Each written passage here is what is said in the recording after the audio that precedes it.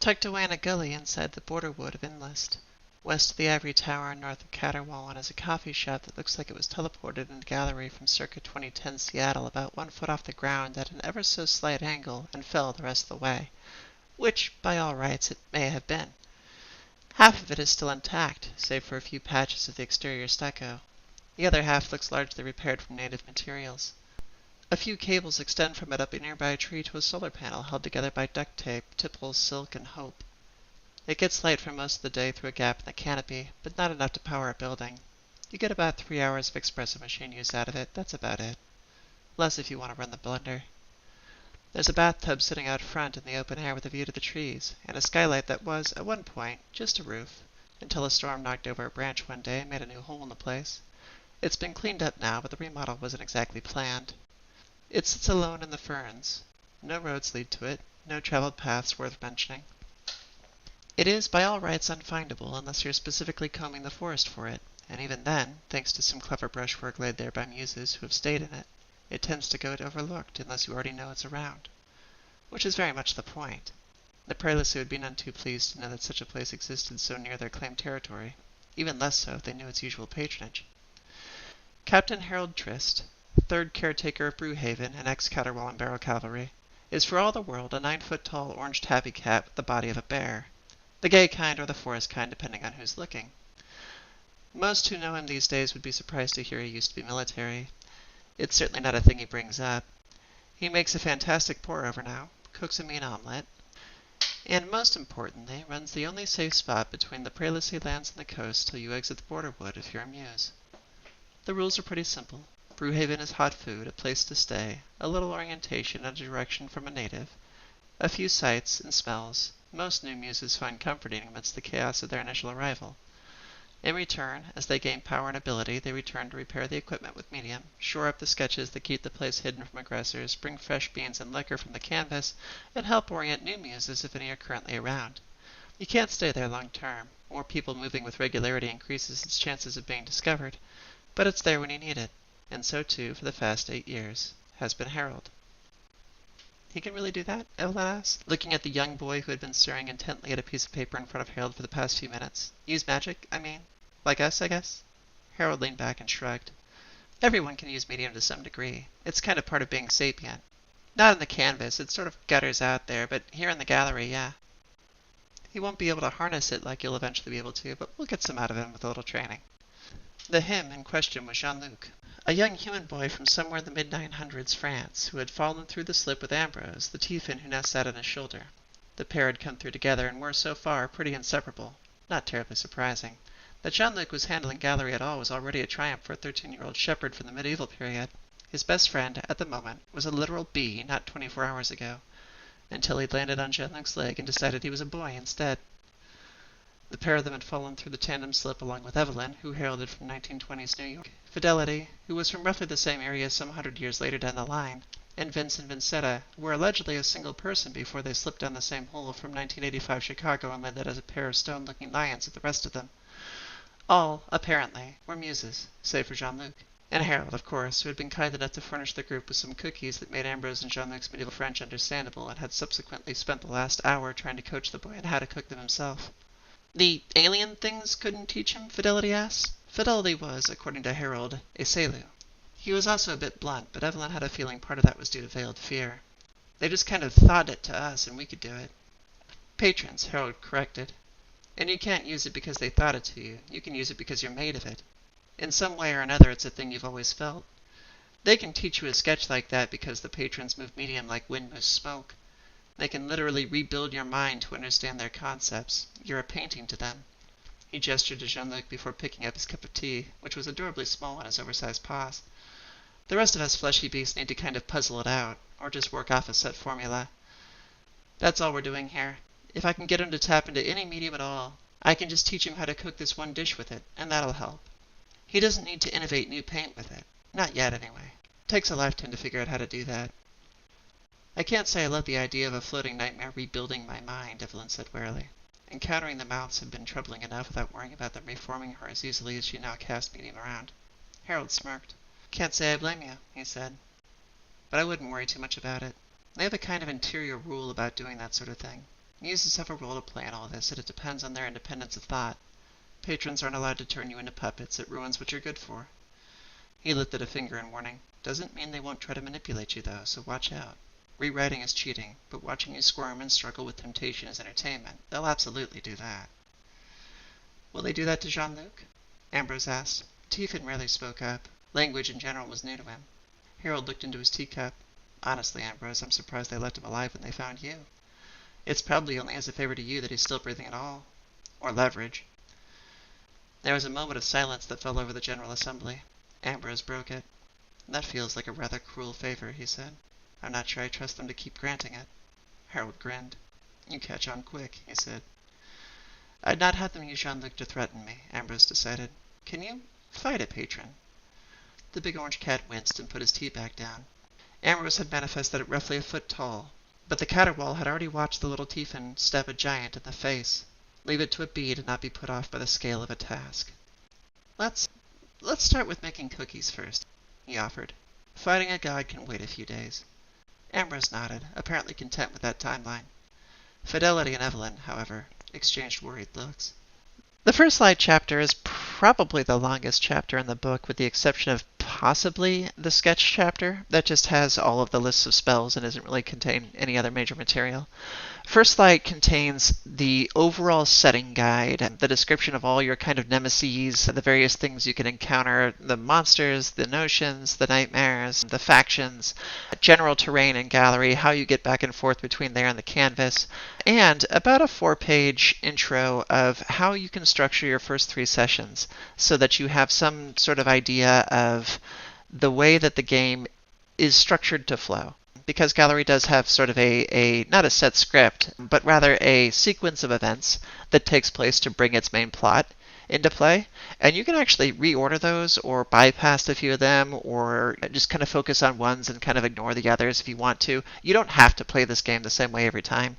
There's just a set of events that took place for everybody at some point or another that you should expect to have had happened to your party at some point.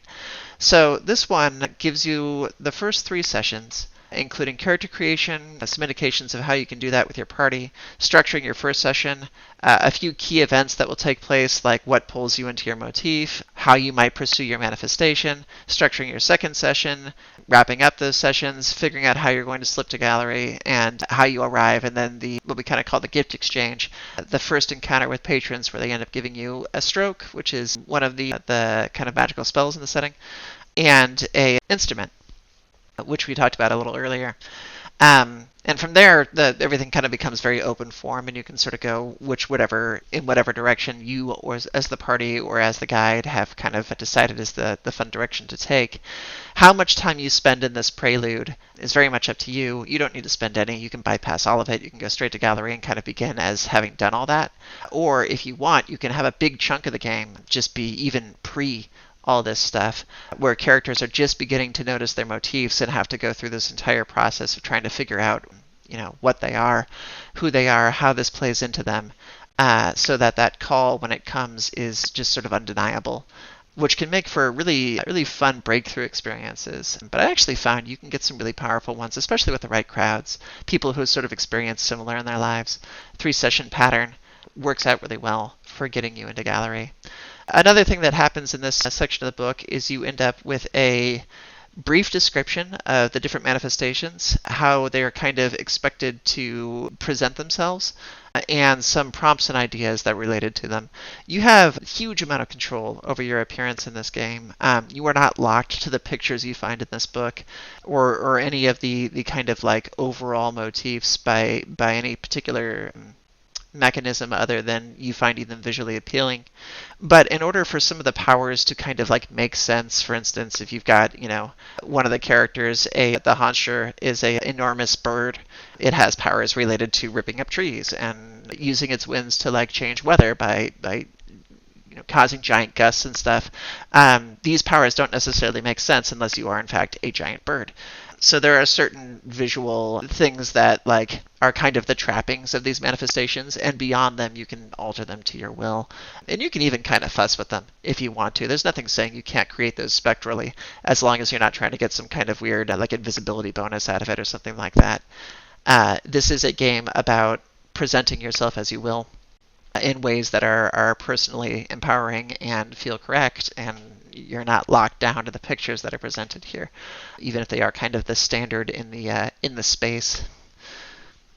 Within the gallery description section, we run into a lot of information about just sort of ideas to keep in mind when you're playing the game, themes that are in it, displaced people, painted places. These aren't showing up, sorry, because my picture's in the way. Echoes of the past. One of the things that we saw in the story that led into this chapter was this concept of this coffee shop that had been dropped into the middle of the forest. And that was just sort of an example of how many of things in the gallery are going to feel like they were built there, and some things in there are going to feel like they were just yanked directly from the canvas and thrown in. And not all of them necessarily work unilaterally with each other. We had a situation where the characters were traveling through a night market just the other day, and had found a bunch of bards, and we're playing music and stuff, and they had a bunch of instruments that were made locally. Some of designs they didn't recognize, some of designs they did recognize, and there was over in the corner there was like an electric guitar that nobody could use, didn't have a power source. They just thought it was a toy because they hadn't messed with something like that before. Somehow it had fallen through, either through somebody's dream or taken along by Muse or something like that, and been left behind. And it's a board with strings on it. They weren't particularly familiar with its function. So you will occasionally find all manner of different things that can be used as clues or tie-ins or something if there's somebody from the canvas nearby that your guide is trying to point you toward. This chapter also talks about the local population, most of which are humans, but there's a variety of human within this setting that have been changed and modified by favors, which are just boons granted by patrons because of things that have been asked or done. And over the years, certain favors for certain populations, or curses, which is just a favor that's being used maliciously, have resulted in different people looking different ways. So we have, like this character that we saw in the intro, Harold is a caterwaul, but he is technically a human, and as are many other things that have widely varied appearances in the setting. They all kind of came from a common root, but at some point or another, some favor was cast, something was done to change that population, and they have just carried forward in that state. So, those individual species, as it were, are entirely aesthetic. We talk a little bit about masks in this chapter as we're describing what muses do. Masks are a thing that are attached to muse as almost a secondary animation. They are a literal mask. It's like a stage mask. It can float behind them. It can kind of hang out near them. It manifests in different ways and in different shapes for different people. And it can change its expression, and it can change its overall appearance. It has no in-game function. It's not armor. It doesn't do anything particularly special. And if you don't want to burden your brain with additional thoughts of it, then it can just kind of exist in the nether, and you don't have to worry about it. But if you are somebody who likes to describe using all of the elements of a character, if you want secondary actions, if you want effects, if you want things like that, this game is really full of opportunities to play with that. Medium's one of them. Medium is all over the place. You can constantly be using that as a secondary effect. The mask is another. The mask is a thing that can hang out behind you and kind of show your inner thoughts, or it can hang out in front of you if you want to try to hide your face. If you're feeling embarrassed, it's just additional body language, which can make for some really new, fun ways to kind of play with characters. Especially if you decide to sort of like link it to certain moods, because sometimes it can be a tell that is sort of like a bit more subtle and fun, I suppose, than just sort of like, my character feels sad or something. You can see that this character's mask has drooped in front of their face and is partially concealing their face and is showing like a subdued expression. And it just gives you new stuff to play with when it comes to the descriptions. I'm personally fond of that. It's not additional mechanics you have to worry about. It's a fully aesthetic piece. Localities are also discussed in this chapter. This is just talking about the setting, different things that are in Gallery. Obviously, it is not an entire atlas of the place, but it does take up a reasonable chunk of this particular chapter so that you have settings you can go to and different plot hooks. You're going to find a lot of plot hooks in First Light, the name of this chapter, and they will have to do with either the locations that are here or the descriptions of the various things that exist in the locations that are here. So you're going to find some of your enemies in here, you're going to find some of your friends in here, you're going to find some kind of neutral parties in here, and different ways to get back and forth between them all. Travel methods, how you get around. We discussed the Waywand in here a bit, as well as Painted Worlds. The Waywand's a thing I've mentioned before. It is a literal catalog of places that a muse has been. It's actually not a magical artifact in and of itself, but when they first show up, muses will typically be instructed to kind of jot down a picture or a glyph or some kind of reminder of the world they left so that as they continue to exist here, they don't forget it. As long as they have that kind of reminder, they can get back to a duplicate of that world by slipping into a dream. And doing so can grant you certain boons and benefits.